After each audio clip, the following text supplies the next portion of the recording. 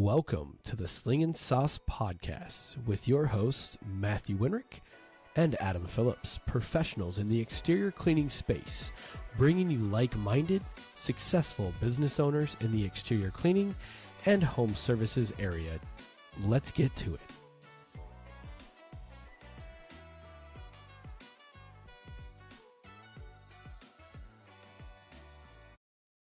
What's up, Sling N Sauce Podcast? It is one of your hosts, Matthew Wenrick, a.k.a. the Big Red Moose, on the mic with Adam Phillips, apparently known himself as the Charleston Travel Guy. Yeah, What's man. this? He gave himself his own title? Yeah, since I used to do history tours down here, I just figured, we're going to switch it up a bit, do something a little different. Okay, all right. Yeah, there's the many faces of old Adam Phillips, the Coke delivery guy, the gym entrepreneur, the Charleston travel guy, all over the place. Oh yeah, how you doing, my guy? I can't complain. I'm enjoying some Modelo's, and we have an awesome guest today, so I can't complain. Yeah. But you should be closing up on. You said that we talked about it in a previous podcast about you stepped into a new area, which was car washes. Yeah. We just finished 6 car washes here in the Charleston area. And it was all for a parking lot striper I did, but just got all that done, man. And yeah, that ACH came through right before the vacation, right? Woo! Actually, they sent 5 checks. 5 whole checks. Yeah. So it was nice to be like, snap, there's more. Snap, so yeah, it was pretty nice. And what tip could you give them from what you learned from that? Not money wise, but first day you were like, what the hell? Why isn't this shit coming up? What did you use to help rip up the stuff from gas stations? What's funny is I actually talked to our guests about this at the convention that we were at last week. Was normal degreaser didn't work because we always talk about caustic soda beads and how that works with gas stations and things like that. And I also tried sodium hypochlorite, like our normal bleach cleaners and stuff like that, and it didn't work. And so I went on some forums and I looked, and the problem is that car washes, when they're putting the clear coat on you, it's basically like putting a clear coat on the concrete. It's like sealing the concrete. And so the only way to get all that black and gunk up that's on the concrete is like muriatic acid. So you have to use some acid. We had to use about 75 gallons of muriatic acid between the 6 locations that we did. But what it did is it basically just etched that surface, got that clear coat off. The second we came over it with that Mondo surface cleaner, man, we were going from black to gray concrete like that. I mean, it was amazing. So yeah, and you just downstreamed cleaned up right? real good. I actually AR-45'd it, but yes, essentially. Okay. Gotcha. So, yeah, man. Well, that's awesome. Like, I'm glad that we could part a little bit of wisdom for anybody trying to take a step into the deep end, because that's a whole nother ballgame if you can start knocking out some car washes. There's tons of them, especially in metropolitan areas, and people are afraid to bid on them just because there is the fear of the unknown a little bit. So take some chances on yourself. Take the information that we have and use it for your advantage. This is free. Run with it. So we're going to talk a little bit about our guest before we invite him on. What do you say? Let's do it, my guy. So we invited our guest. We met him last year. A year ago. Yeah, it was literally about a year ago at the Huge in Nashville. It was, and everybody knew him. It's funny. It's like the fun thing about going to these shows is it's like a big family reunion. Once you go once or twice, you're going to get to know a lot of people. You're going to get to rub elbows with some people that are doing some awesome things in the industry, whether it's like our guests, both for the progression of the industry and then one progression of people too. So I think without further ado, we can kind of list a little bit of his accolades. One, he owns a very, very successful pressure washing business with a lot of just commercial contracts. I'm going to say he probably leans a little bit more on the commercial than the residential. He started up, with multiple locations. Then he started up a chemical distribution kind of side portion of his business just recently. I'd say within the last 9 months, because he started doing it right before or right at the Huge last year, if I remember correctly. Yeah. Then he also does a little bit of coaching. I mean, if you're going to be successful, might as well he's like, I know what I'm talking about. You could take my word. And then the last one, which we learned just before we started here, he has a plant business. Yeah, and not the kind of plant you're thinking of. They actually do exotic plants that they import. So yes. So plant business. Without further ado, how are we doing today, Mr. Barry Little? I'm doing great. How about you guys? Thank you for having me. I appreciate you. Oh yeah, can't complain. Can't complain. We have an awesome guest, and I got a drink. You got a cigar ready for after this. So yeah, we're ready. Yeah, what's the flavor for today? Well, I picked these up from the convention down there. I went to the local cigar bar and I told them just to fill me up a bag. So I don't know. We have it says a tobacco, I believe, and then it's an acid one. It's supposed to be really like a sweet, like a bourbon, I think, on one. Yeah. Not sure the other one, but I'm looking forward to trying them out. I like my cigars and yeah. Yeah, I'm a Placencia white label kind of guy. I love my organic, South American blends. Yeah, I did enjoy I'm not a drinker. I mean, I just pretty much drink water and work nonstop. I got a Harley I ain't even got tags for. I got to start getting some hobbies. My wife's like, you got to get some hobbies besides business, So, like, maybe I'll go to the DMV and get tags on my motorcycle that's sitting there for a year down the garage. But there you go. But I say that to say this: I went to the Panama City cigar place down there. Well, a very amazing place, very elegant. Oh yeah, I love cigar bars. And I said, I'll have it. He asked if you want a drink. Of course, I said we'll take one. And he said, what do you want? And I said, he says, we got $400 per ounce. We got $65 per ounce. I said, well, give me something in the middle. So I got a Cuban rum. It was actually Bruno Mars owns the company. It's amazing. It was almost dangerously good to where it's like Kool-Aid. Like you get no bite to it at all. Rum sneaks up on you too. Yeah. Rum sneaks up on you. I said that from the get. Like my first experience, so for those who listen to the show, me doing what I did for as long as I did, it took a lot to blow my skirt up. After the first 4 or 5 years, you kind of get your palate down. Like food doesn't blow your mind away because you've had so much amazing food. You can say damn, that's delicious, but to actually floor me and just be really fuck with my head like it used to. My first time that I had a cigar with rum, it was one of the most eye-opening experiences because I had the rum and I tried it and I was like, man, this is just a really, really solid, tasty rum. And then I had a Maduro with it and I had it and it was peppery. It was on the tongue, super thick. And I was just like, man, this is a little bit bitter. And then I went back to the rum and I was like, this is not the same rum that I had right when I smoked my cigar. I was like, it's not the same. It's a whole nother ball game. This is it messed me up for 2 weeks. I couldn't stop thinking about it. Just because it was just such a palate change. I just couldn't get my head around it. But first of all, thank you for joining us. I'm so excited we get to do this today. Yeah. So let's just jump into the questions. When did we get started? When did Little's Pressure Washing get started? Well, officially, I was detailing for years before I started full time, but full time 2015. Okay. Like nothing else but pressure washing. So we're coming up on 10 years of nothing else, no punching a clock, just boots on the ground for a decade. So before that, I'd say maybe 10 years before that, we was doing detailing and stuff like that, and truck washing, just part-time on the side, just little side hustle. But seriously, 2015 is when we launched the business. Okay. And why the shark? I just want to ask. My wife, I was trying to come up with a logo and we were thinking maybe a dolphin or something. I don't know. I just really like the ocean. And so we decided I hired a really good design guy, and he's very well known in just he's all over Facebook. Jeremy's his name. He does Jeremy Ellsworth, I think his name. He's always these wrap trucks you see advertising. He's amazing. He did my logo, so I paid him to do a logo and do my truck wrap and do my business cards and do. I was thinking if I had one around here, but anyway, we were just brainstorming. I said I want a shark that's strong but friendly, like muscular but friendly. And I kind of gave him these ideas, and he gave me a couple rough drafts, and the rest was history, man. So that's how that came about.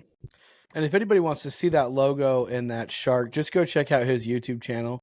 It's all over it. That Little's Pressure Washing YouTube. YouTube, TikTok, Facebook. The guy's TikTok, LinkedIn, Instagram. Yep.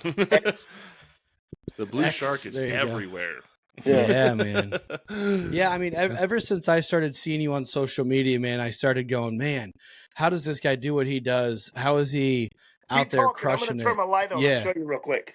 How is he crushing it the way he's crushing it? And so that's kind of when we decided to have you on, man. So getting into pressure washing, though, you said you started with detailing. What direction kind of got you to where you are now as far as doing a lot more commercial work? Oh, yeah, that's awesome. So awesome. Yeah, that's it. That's the logo. But yeah, sorry. I got to hang that up. But what got me into pressure washing, you said?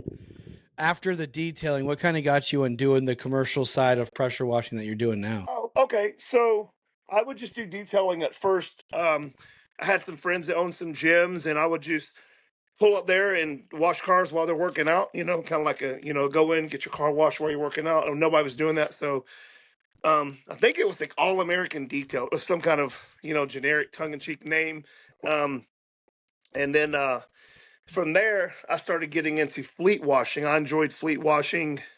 And this was way before, like there was no videos on it. It was like forum days, So I'm out there with the Ryobi and a brush, bro. I'm not two-stepping. I'm just straight, just elbow grease, like 2 or 3 hours on a truck and trailer tanker. So that's what got me started. And then one thing led to another with it right into pressure washing, Mm-hmm. Oh, wow. Okay. So, yeah. And you were just like, I'm just going to wash houses instead. Well, no, it's mostly commercial because I was washing all these big commercial trucks, and they obviously have companies, so I started washing for the company. So I started with their vehicles and then started from there to their buildings. So that's how that works. It'd be like washing the Cook's Pest Control, and then you're doing all the Cook Pest Control locations. Yeah. We used to do Chevrolet. We started doing Chevrolet cars, cleaning them at the lot, like a couple bucks a car real quick, doing the whole inventory. And next thing you know, we're doing the building for General Motors and Chevrolet and stuff like that. Yeah, like the quick washes while they're on there. Yeah. Yeah, so we started very humbly with a pressure washer in the back of a car in the trunk, pulling it out with the shop vac and plugging it up and to investing back into myself year after year. That's awesome. And then you just started a newer section of the business, which is the chemical portion of it. What made you want to, did you feel like there was a hole that was needed to be filled? Or are you just like, you know what? There's only a couple of people and a couple of options. And I mean that in all fairness, because it's like if you looked at your detailing days, there's 1,000,001 people with products that all wash cars. But when you come to look at like chemicals to clean houses or, complexes or anything like that, it's like 4 like as far as a national level. So I feel like there could be a lot more competition and drive that price down just a little bit. I feel on some of the price of the chemicals. Some of them are $50-$60 a gallon. Well, to answer your question, it was basically it's my whole business model is networking and boots on the ground. So I was friends with another person that had their own chemical line. I've hooked that person up with pressure washer vendors and equipment vendors. They hook me up with chemical vendors. Kind of like we look out for each other, like, hey, let's hook up with Tucker or Honda or General Pump or whatever the place is, It's just a big network. So he was doing chemicals, still is doing chemicals. And I was like, that's pretty cool. I'll try it. But and it took a while to launch because I wanted to test and make sure it was the best. If I'm going to release something, put my label on it, I want it to be, number one, not just like anything else, not just like 5 other things with my label. I wanted it to be something proprietary towards me. Like with my roof wash, I love my roof washer. I know I'm just saying it because I'm not just saying it because it's mine, but the people that's used it and use it continuously and reorder from me, they'll lay it on the roof and it'll make that SH just set there, dude. Like you'll save on your SH. It'll just lather up and just it just sit there. It's a Mako Maximizer. Everything's shark related. So I got Hammerhead House Wash, Great White Degreaser, Bull Oh, Shark hell yeah. Blaster, and Mako Maximizer. Those are my 4 products. Yeah. Right now. And they're love all that. and they all have very specific uses, and what they do is they're just going to help get you to what you need to, like. And I feel like it's such a, like, I can't think, if you asked me to name 10 chemical companies, I think I'd probably get to 4. So I'm excited to add a 5th. Yeah, there you go. There you go. And I don't push for it like sure. I don't even talk about it like it's one of those things where I need to like put more videos out about it because I love these products and they're amazing. So I think going into after the holiday season, there's going to be a lot more videos from me out there showing our products and showcasing how you can save money by using them, and delivering Yeah, great results. absolutely. And also maybe go back in some of your old videos and just add links to, hey, my products I created to help you get the job done. I mean, just as simple as that, and that's one way to get the word out. I know we had a gentleman on the podcast that was like, oh yeah, by the way, I have a degreaser. We're like, what? And so he sent us a gallon of it to try it. I ended up ordering more from him because it worked really well. So Yeah, it's pretty good stuff. he used it, like he used it on his car, and like the reason he was really excited about it was because it was an eco degreaser. Right. So he was like, you can use it at like pretty much any location without having to worry about like EPA or somebody coming down and just being like, what are you spraying? It's like, well, look, it's Right. all organic. Like but he used it on, like, he restores old cars, like that's his jam. Yeah. So he was like, he literally sprayed it on his car and then sprayed it on the ground and showed, like, I don't, like, it's not caustic, it's not this. If I'm willing to put it on a $80,000 resto mod, then I'm more than willing to put my money where my mouth is, essentially. So Exactly. and that's just really cool. So I'm really curious, and I think I'm going to dominate this a little bit today because you're stepping in a section that I really, really want to get into, which is a lot more of the commercial side, because Right. I think residential is good for, like, if I could build the perfect model, it'd be 70-30, where it's 70% commercial, 30% residential. Residential just provides the cash flow, commercial while you're waiting. Right. But what kind of made you start? So you obviously were washing like fleet cars, and you were just like, you got that segue in, but how are you going about getting? Yeah, and how did you go about just kind of like getting into contacts with these people? I'm not asking for your secret sauce or if you know a guy, but I'm more along the lines Secret of, because sauce on the Sling N Sauce Podcast. Yes, sir. It is. But it's how are you creating those kind of conversations and the opportunities to have the conversation? Because that's kind of where I'm banging my head off the ground a little bit.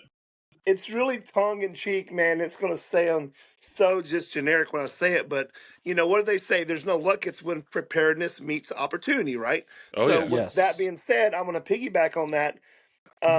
I've gotten accounts from.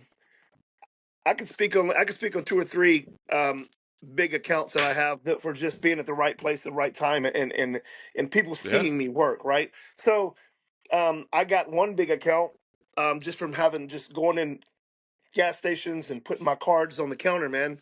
And then a truck driver pick it up. Next thing you know, I'm washing their trucks. And then the next thing you know, I'm doing the stores. One thing after another after another.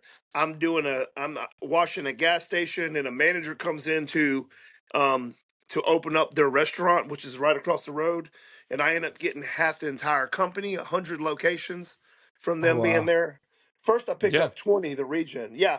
And that's happened over and over and over again. So it's seriously boots on the ground and just persistence, man. Just like shooting all those shots and missing, but they don't know about the ones. It's the ones you hit. You know what I'm saying? You miss so many more. So I'm out there persistent every day, and then God had just blessed me, man. It just There was an old saying that Thomas Jefferson said. He was like, I'm a firm believer in luck, but I realize the harder that I work, the more I have of it. Yeah, so create your own. Yeah, it's the more opportunities that you create for yourself, the more opportunities you have to actually win. If you're like, well, I call 2 people a day, it's like, well, that's why you have 10 impressions a week. I'm sorry, your success rate's going to be on the fairly low side. And a lot of guys think they can just throw money on Facebook and Google and their phone's just going to start ringing. But I don't want to get way off the left, and I want to stick back to what you're saying about you wanting to get in a commercial. I'm like probably 85-15 commercial residential, probably even 90-10. So if I could do that, I'd be all day. I would too. Yeah, I love commercial. I don't have to compete with. I know everybody has seen that person post for a house wash person, and 1,000 people jump in the comments from a landscaping business, from a meat. Hey, I tenderize deer, but I got a pressure washer. I'll come up there and do it for $50. Yes, sir. Painters, I don't want to compete with those painters, like all kinds of people. So yeah, it's just a better headspace, not even being in that residential space. And then I'll chime in and say, listen, just make sure you hire somebody that's licensed and insured.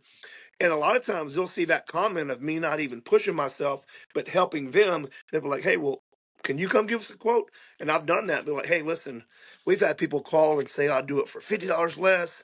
And I said, well, I'm not the cheapest guy. I'm not the most expensive, but I will do the best job. And that's how I feel. And I'll land the job. But, like I said, I don't want to go on a rant, but it's just all about, in my opinion, it's just about just over delivering every single time. Wake up every single day, and just wanting to be successful, like your life depends on it, man. Like as much as you want to breathe, man. As much as you want to breathe, you want to be successful, because nobody's going to do it for you but you. Eric Thomas, yeah. There's a rapper that I heard. You're either born in or sworn in. You get to choose which one you are. Hey, so it ain't on me. It's in me. It ain't on me. It's in me. Yeah. And if you're sworn in, it's a whole lot harder to take. That's what I was like, I like that. Well, that's awesome. So one of the things that I know you're really known for is your gas stations. So Sure. like a lot of your content is either going to be restaurants or gas stations. And what made you feel like this is the reoccurring aspect of it that you're just like, man, I can't wait to just, because you're like, I can plan for this. I know if I hit this section, I can knock out 3 of my gas stations and 4 of my drive-throughs or restaurants all in that same area, granted different accounts, but now I'm not driving all across. I'm not trying to do all the gas stations and double back and do all the restaurants. You're just like, I'm gonna knock out this entire section in 2 days. That's exactly. And plan for that. That's so exactly crazy. Right.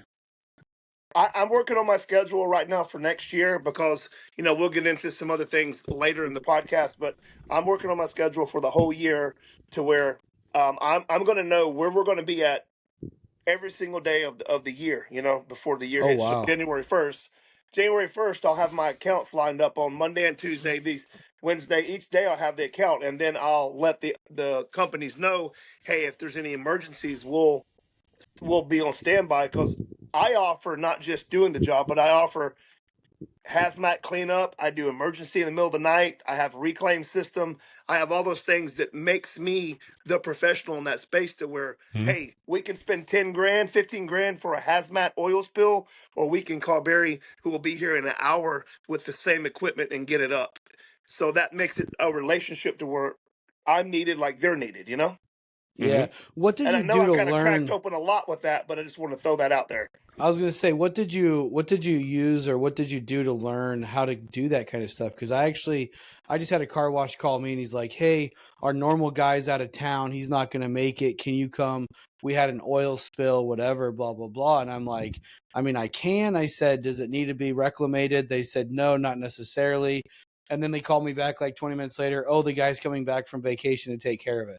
And I think it's because it was a large contract. It was 32 gas stations in my area, and the guy was about to lose them, because the manager, or the district manager, flat out told me, he goes, yeah, he's been unreliable lately, so we're looking for some. I was like, hey, but let's talk about it. But I mean, how did you kind of learn about that side of the gas station business? Was it YouTube? Was it talking to different gas station owners? Like, what kind of processes did you use to kind of educate yourself on how to do hazmat cleanup, what to do, that kind of thing? Well, I actually got in touch with, I did a lot of studying of the EPA, the laws, the codes, the statutes, and then actually speaking to I don't know their exactly terms. When there's a spill, they have to go out there. they're not chiefs, but they're like the code enforcement or something, but they're over those Yeah. spills, right? So Yeah. they're out there. I've got their card. I became friendly. I started learning what I needed to do, and I realized that a lot of people's not doing it because, number one, it's expensive. I mean, this equipment cost me $6 or $7 grand like 5 years ago. Yeah. It's Oh, yeah. 8 to 10 right now, probably. Right. So, but then again, like I said, if I'm going to be the superstar in that space, I'm your one-stop shop. Like, hey, if your tanker overspills and there's fuel everywhere, I got that. I can handle it. A lot of people can't handle that. You can't just sweep it off in the grass, or down the drain. So I can handle Yeah. that. Number one, we contain it and we remove it. But to answer your question, I just really dove in and studied my craft. I wanted to hone in and be the best at it, so that I can confidently say I am the man for this job. Like there's a certain confidence when you, like with Kobe or with Jordan, like when they know, and I'm not comparing myself to them by no means, but I want to be like the gas station guy. I want to be the GOAT. I'll tell anybody, I want to be the GOAT. The So greatest of all time. yeah, when it comes to that, and I have some big plans for this coming year, nationwide with some things. Because I'd rather be really great at one thing than mediocre at 10 things. I Yeah. 100% agree with that. Yeah. So that's kind of where I'm aiming with that. But now I have systems in place, like I was just talking about, to where I can give my guys, if you guys work for me, your whole schedule for the whole year of where you're going to be at, and then a day open to where we'll have some fill-in jobs if we pick up more accounts. Yeah. Oh, wow. That's really cool. I mean, it gives you opportunity to plan around vacations, all that kind of Right. stuff. And plus, Thanksgiving week off, Christmas week off, and all that stuff too. I don't think we actually talked about it. How long have you been doing washing in general? Yeah, we did. 2015. 10 years 2015. Oh, wow. Okay. He's 2015 since he started Littles, and then 10 years prior to with detailing and kind of just odds and ends of pressure washing jobs. That's amazing. Okay. Wow. Almost 20 years in. I'm 45. I started when I was 35 full time. There it is. I'm 35 right now. Let's go. Let's go. Same here. That's it. I mean, I started mine. and I'll even say something else. I don't talk about it, but the day when I really went full time was when I got laid off. Right. So I got laid off. My wife was pregnant. It was a small company. Everybody had let go except for me and one other person. I was running the manufacturing. They were running like the marketing. It was a little small business, and they just said, "Hey, here's $300. We really can't afford to pay anybody no more. It's your last paycheck." It was a long ride home, man. I drove home. She wasn't working. It was just me, man. Like $400 or $500, man. Yeah, but I was doing it part time. Well, instead of letting it get me down, I wouldn't get me, more business cards made, and I wouldn't I went to banks, man. I started picking up accounts and just went out and beat the concrete, man. Not $1 in Google ads, not $1 in Facebook. Yeah, desperation creates innovation, and I mean that in a lot of different regards. Whether it's making your own tools, making your own ways, and then also in the space that I grew up at, which is food. I mean, you got to be creative with the very limited ingredients when you're broke. It's like, if you want to eat more than just fried rice or noodles, you're going to be very creative, and you can do it for a very, very low price. But you got to learn how to do it. Oh yeah. Well, that's what inspires me every day to keep going, because I remember that. I don't forget it. I remember.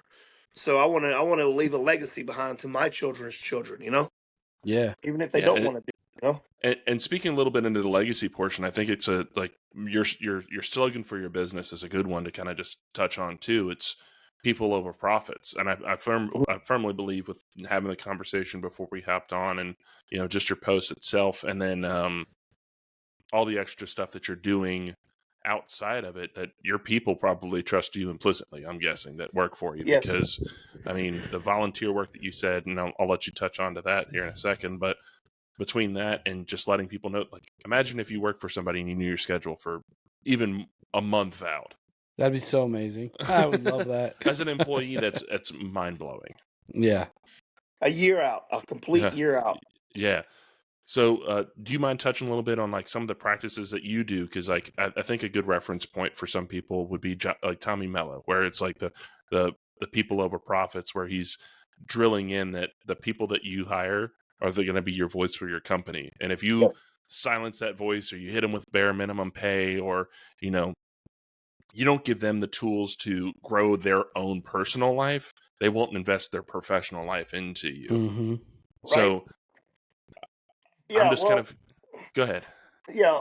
Well, I just looked over, and you see, this is simple as just these 2 iPhones, right? These are 2 new iPhones. I get all my guys, I get them iPhones. I get them plans. So number one, they get iPhones, they get plans. These are 2 phones right here that just turned activated. So I set them up for success. So I pay them top. I pay them great. You know, I just wouldn't spend a bunch of money on. I got other sizes. You got their uniforms. You know, make a list of what they need, what they want. You know, whether they want what sizes, long sleeves. We make sure that they're comfortable. We make sure we take them out to lunch every single day. Like, we'll go eat steak, we'll go eat shrimp, we'll go. I mean, you just look at some of my posts. We're always eating good, man. I mean, so what we believe in. I believe in breaking bread together. Like, we'll bust the grill out and we'll cook some crab legs and steak, and just get and like say, it's not just about profit, it's about people over profits. Because if I'm investing in you, and I just don't want this to be a job just over broke. I want this to be your extended family, to where, hey man, I have a problem, you know, like, you know, I'm sick, or we're going to be there, or hey, I need $1,000, or whatever the case may be, you know.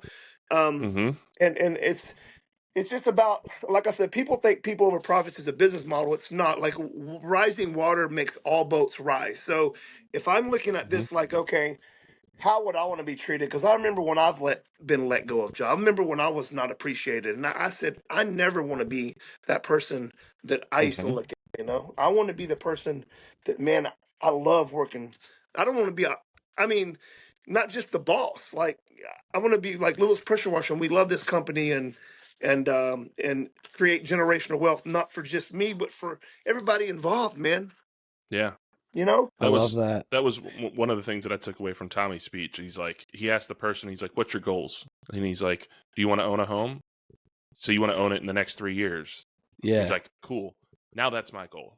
I need to make my goal big enough where I can afford to fit your goal into mine. So now I have to find a way. If you're working sales, okay, I need to give you enough options for sales opportunities for you to be able to afford buying that, you know, $400,000 home that you're looking at, or what you're budgeting for. I need to give you the opportunity, and if that means I need to get more leads in for you, or I need to train you better, send you to sales seminars, whatever it needs for me to get you to your goal. Because if you hit your goal, it's going to be my goal too, because I'm investing that into you guys. Yeah. And I was like, that alone, I was like, well, shit, man, that's awesome. Like, whatever your people's goals are, they're now your goals. Mm-hmm. And when you like Deion Sanders says, when you look good and feel good, you perform good. Oh yeah. You know?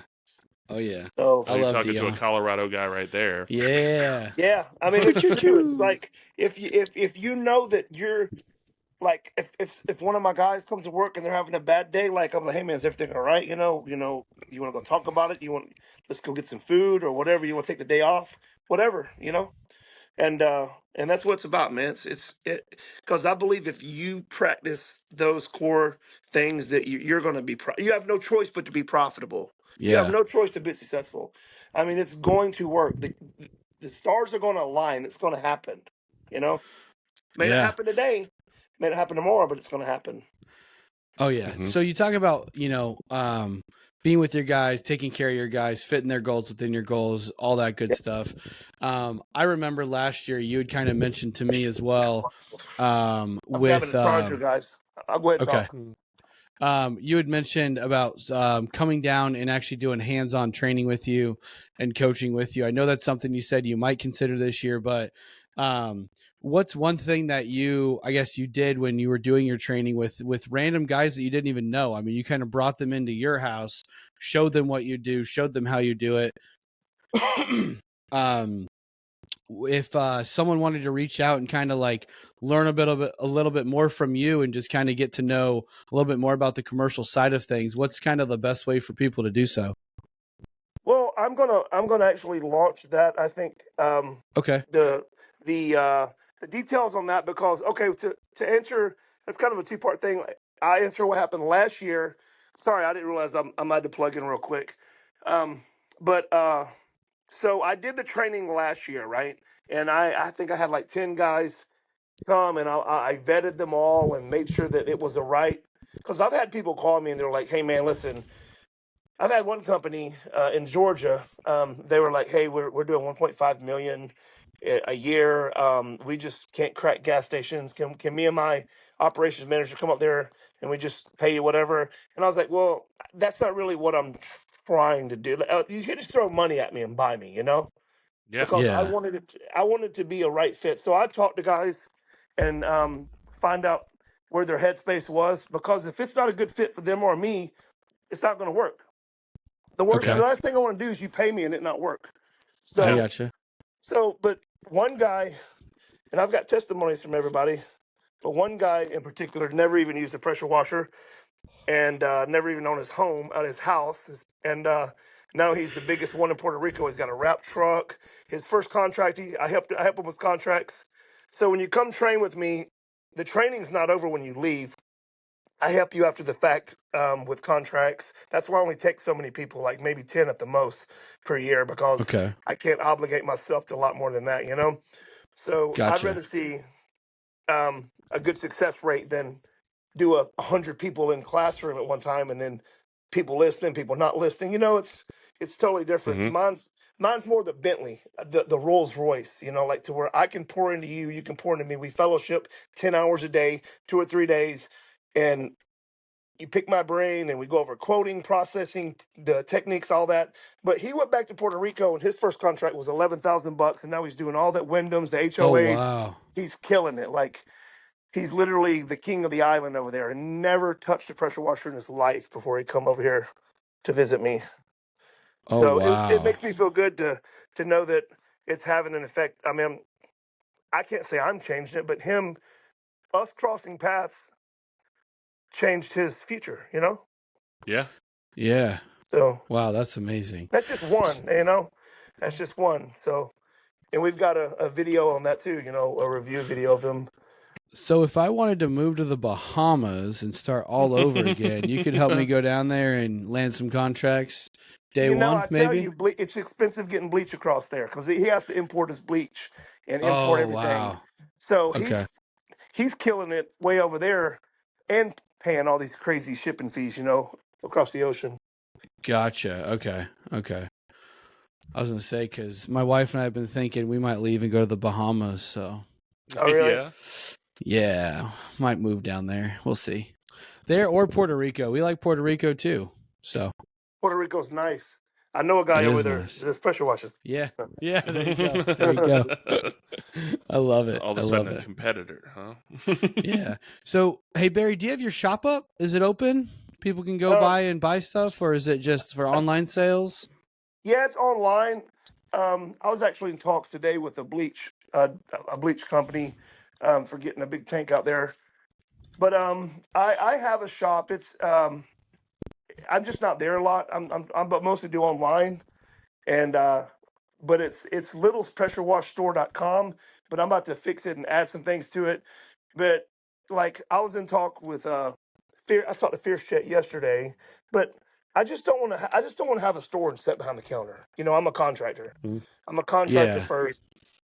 Now, of course, I can have all that stuff and just sell it, but there's not a lot of pressure washers in my area. You know, I mean, there's maybe 10, but I love doing what I do. But the reason I got into equipment is because nobody around here. It's hard to you got to drive an hour and a half to get anything. You know, or 2 hours. Yeah. So I thought, man, if I'm using I mean, something, then I could have it here for my other guys in the area that they need it, like hoses and pressure washers and stuff yeah. like that. So that's kind of what I'm doing.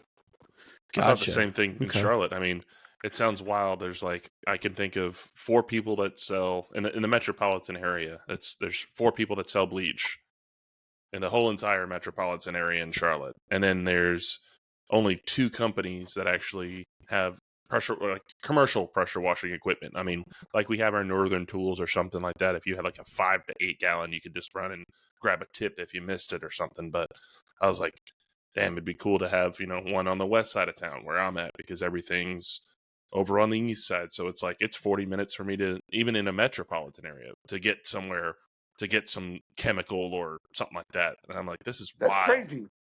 Crazy. Oh, wow. And I mean, there's more than enough. Like, I looked at their business cards and they said that like they do upwards to like 60 rigs a year plus the sales through the business itself. I'm like, wow. Sounds like there's a business model there. Yeah. Oh yeah. Well, that's wild. Yeah. So stepping into some of the other things that you do too, you're kind of branching out. We talked a little bit about the pressure wash. We talked about the chemicals. You talked some coaching, and I want to talk a little bit about your outreach stuff that you do, because it's the people over the other. Like you said that you got yourself a piece of equipment to help, feed homeless and things like that. So I want to kind of showcase the other side of it, where it's the giving back. Too. I forgot to tell you, I have another nonprofit I started many years ago. It's called Break the Cycle. See this, Rubber Band? Break the Cycle, make a disciple. So what I do, this is kind of I came up with this. So what I do is the cycle could be addiction. It could be alcohol. It could be drugs. It could be anything, pornography. But basically, we're trying to take young men that don't basically have families that are in foster care system and juvenile facilities. I go in there and speak to them, and I try to make an impact on their life, and even offer them employment once they leave. I've had guys that I wouldn't talk to and stood up for that are, they're incarcerated, and I'll go in there and talk to them, and they'll see me on the streets, be like, hey man, I remember you coming to talk to me. But that's where my heart is at. My heart is all this stuff I do is a means to be able to serve the world and serve people better, man. That's what I want to do, man. Especially kids and young, parentless children, like adolescents that's going through that phase where they feel alone, But so we do that. And we have, I bought a food truck recently. We're going to be doing, feeding the all the homeless and stuff. And we're doing Thanksgiving stuff we got lined up. We'll be dropping some videos on that too, I think. But a lot of that stuff I don't put on video, but, What is it that you say, Adam? Be a go-giver? Be a go-giver, man. The more you give, the more you get.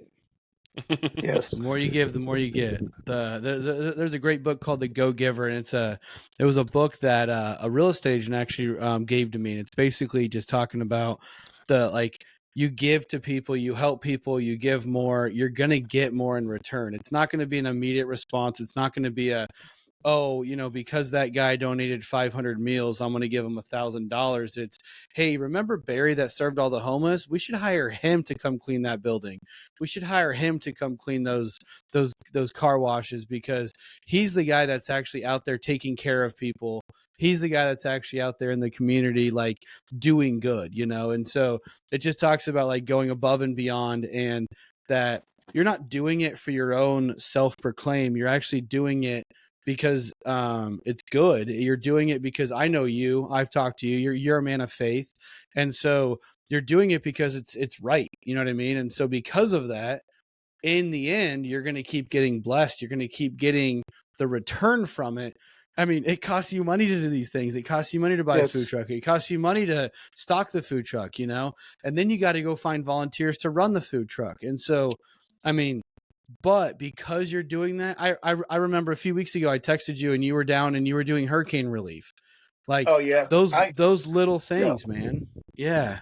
Yeah, that cost us $5,000 to go down there. Our axles on the trailer broke. We had to replace the axle.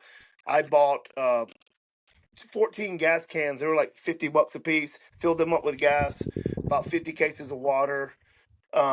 Just stuff like that. Just piled it up. Took my guys with me. Paid my guys to go with me. And basically, I said, "Hey guys, we're going to go to Florida. We're going to go in the morning. Let's go. Go there for a week. We don't know where we're going. We got no contact, but people need help. So we just went down there and just said, hey, wherever the Lord takes us is where we're going to go." I love that. That's so amazing. And yeah, I'm surprised you remember that. But yeah, I remember talking to you about that. A lot of that I don't put on. I made if you look at my videos, I did a little short story. If you see me filling up, but I don't really. I feel like there's. I know it's a weird thing to say for some of these people. It's like, but when you do acts of service like that for, helping out people, whether in need or, dire straits, like look at Western Carolinas, those kind of things. If you go out there and you just blast like, hey, we're out here, we're out helping, all this other stuff, it doesn't feel like it's authentic, because you don't need, like, it's good to have, some pictures and stuff saying like our crew is out here helping, because you want people to know it. Like, you did spend some money, but I'm saying if it's what you talk about for the next 4 weeks, it's not to help. This is for vanity. We took the food truck, but we found out that there was so many regulations with preparing food in another state, and so we ended up we said, okay, we can do hot dogs and wrap them in water. We were just like brainstorming all this stuff, but we went down there and it was really good. It was really cool. It was an exhausting trip, but we got back a couple weeks ago from that. So that food truck you're talking about is the one that now I'm gonna make into a charity truck. Yeah, charity truck, man.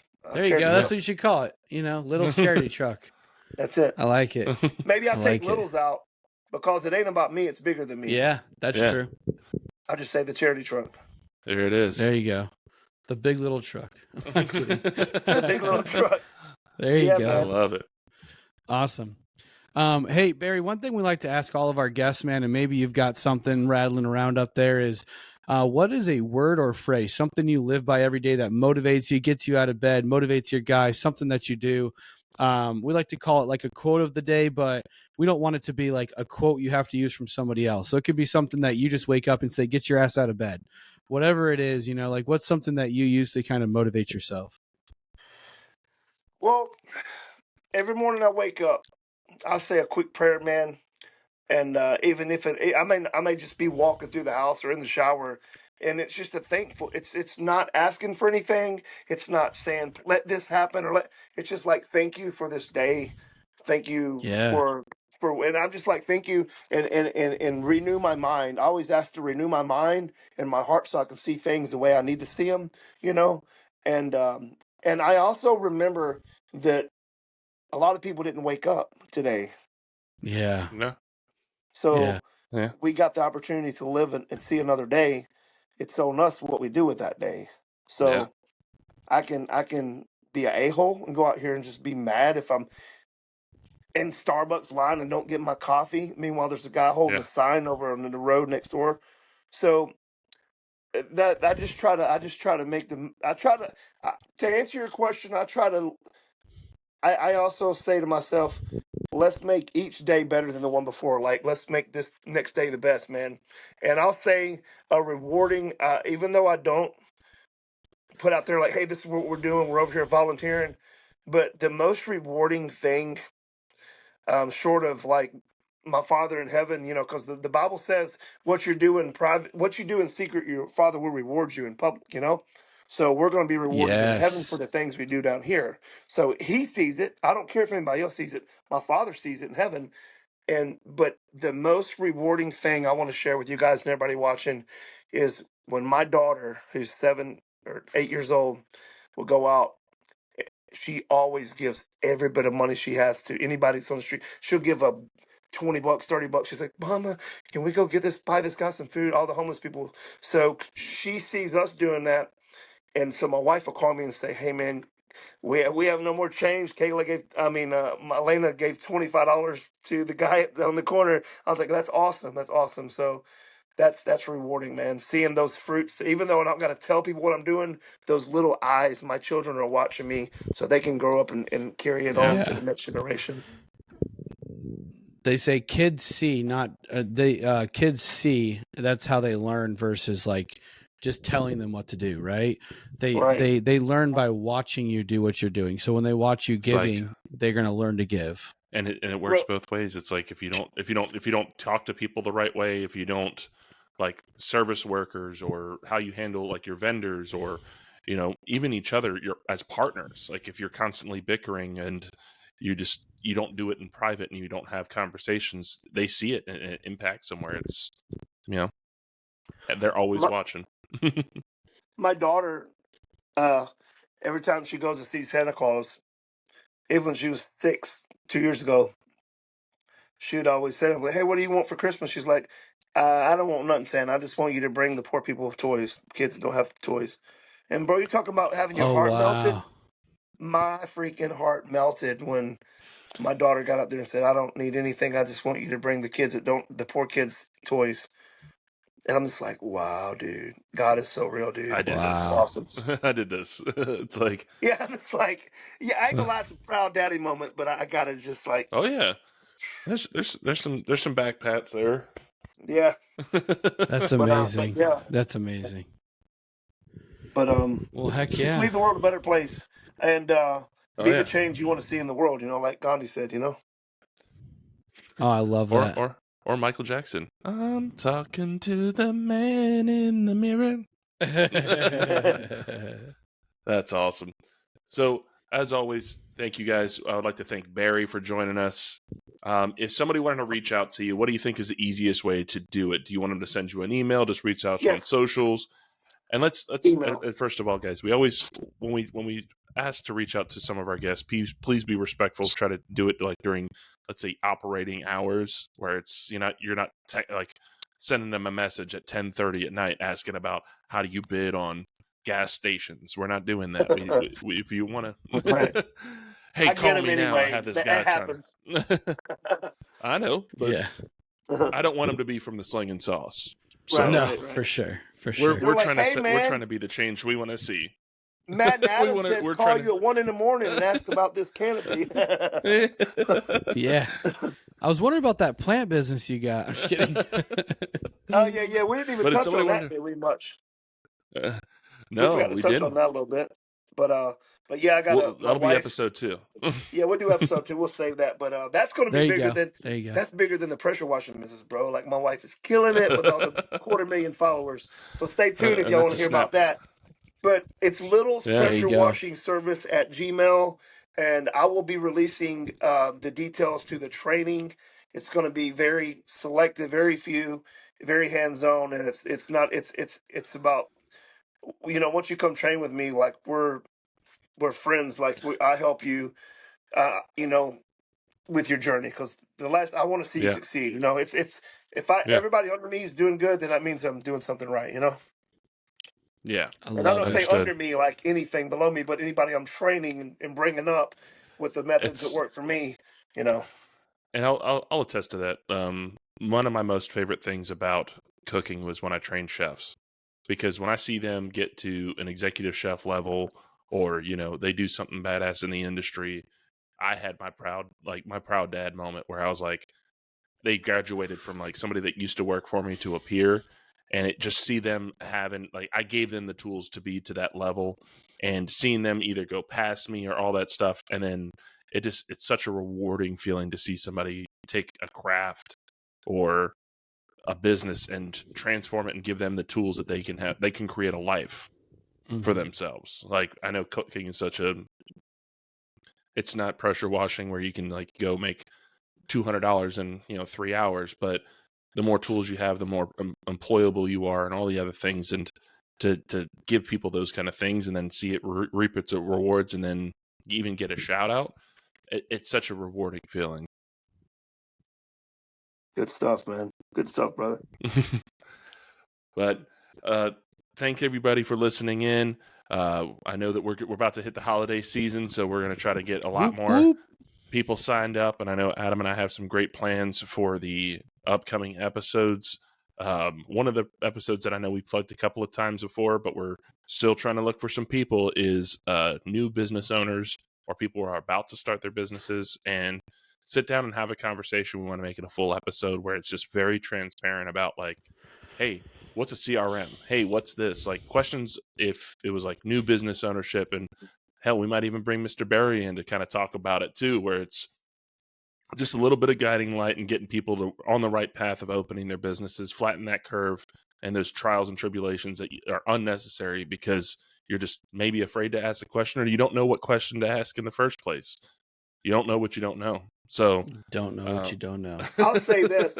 You just made me think of something, man. If I could go back and hire me or anybody, you or anybody that's a specialist, think about the time you save, man, and all the money you save from not making the wrong mistakes. Because when I started doing this, if I could go back, one thing I would change is I would have hired a coach right away.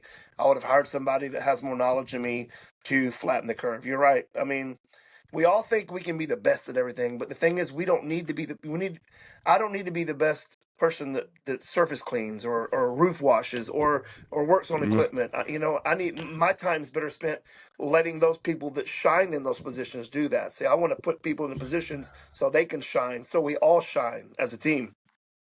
Yeah. Aces in their places, I used to say.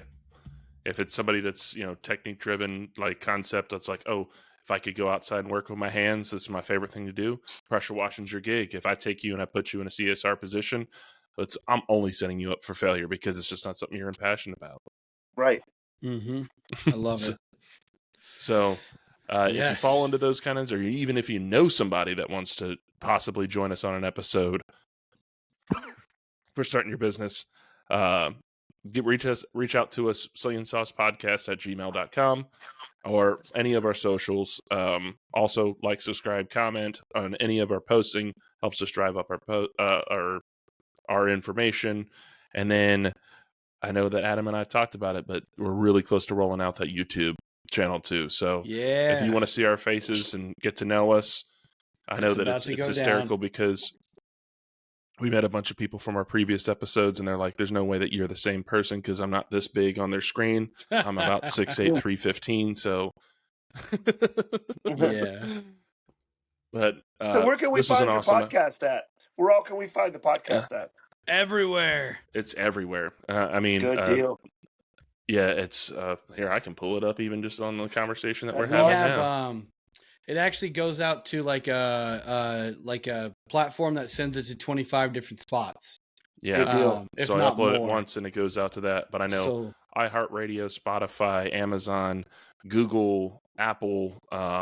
We're pretty much anywhere that you listen to your daily podcast because I didn't want to leave anything on the table, so I set it up so we can just have Apple